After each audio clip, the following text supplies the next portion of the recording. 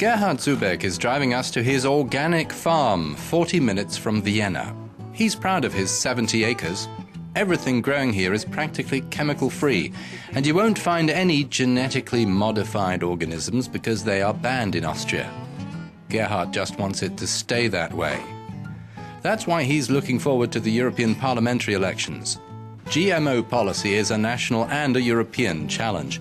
Convinced that his voice will make a difference, Gerhard will use his vote on June the 7th to support one of the political groups that's against having GMO crops in European soil. Zubeck wants to keep his independence. He says GMOs are a noose around the farmer's neck.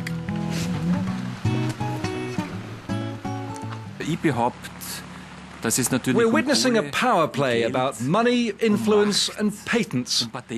That's why I'm strictly against GMOs. What are the real interests in this power play? GMO technology exclusively serves the GMO mafia, the very few companies who are involved in this business.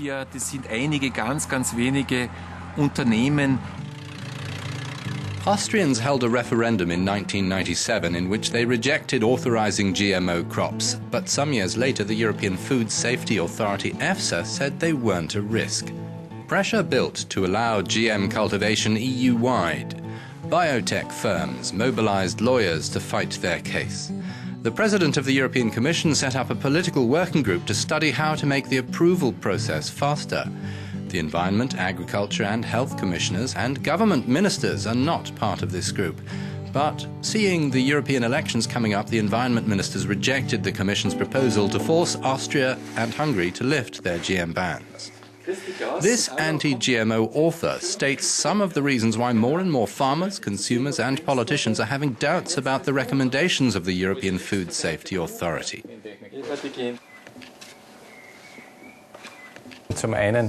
The first point is that EFSA can't be trusted. It gets its studies directly from the genetic engineering companies, such as Monsanto. EFSA just takes a quick glance at them and puts a check mark in the box. It's just rubber stamping. The second point is that EFSA doesn't even have its own laboratory.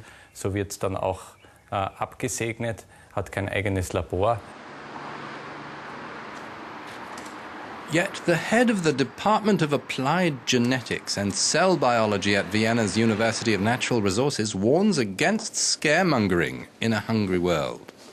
He argues that GMO crops could feed the growing global population better. He is also convinced that biotechnology provides alternatives to oil as an energy source.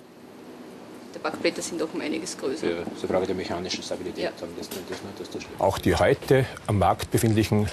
plant varieties on the market today were created artificially through crossbreeding. Fundamentally, there's no difference between traditional plant hybridization and genetic engineering.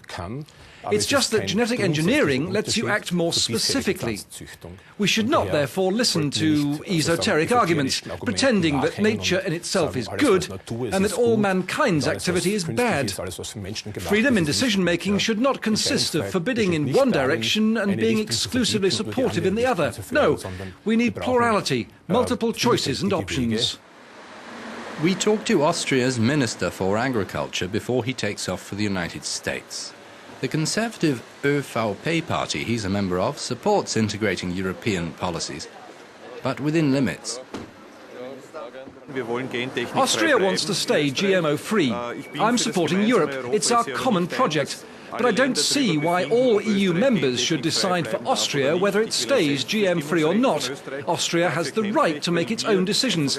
Being GMO-free grants us a higher food quality.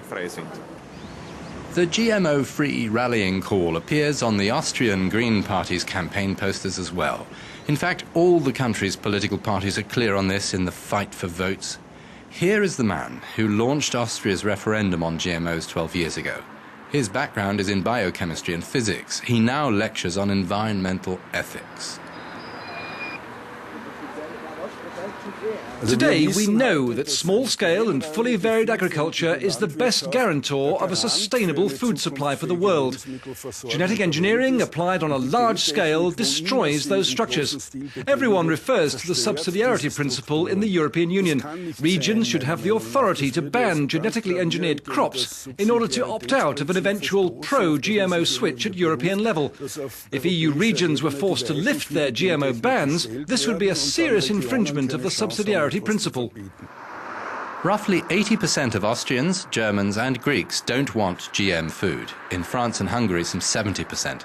Austria is among Europe's organic top achievers. In Burgenland, 1 out of 5 farmers is certified organic. Local politics here are linked to European and global policy challenges. In Austria, we focus towards agricultural production which is close to nature. We have a very high percentage of biological agriculture, and that can't coexist with GMO crops. In future, it'll be important for Europe to speak with one voice on this. To face the US and our WTO partners, we need one common position for the WTO negotiations. If Europe could make up its mind finally and renounce genetically modified food crops, we Europeans would have a very real chance to achieve our WTO goals.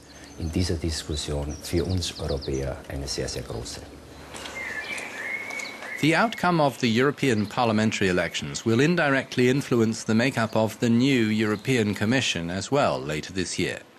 Austrian voters want the parliament to fight against GM crops. They are adamant that the EU should not touch the national GM ban. Business is good for organic producers. Gerhard has 4,500 customers who take regular weekly home delivery.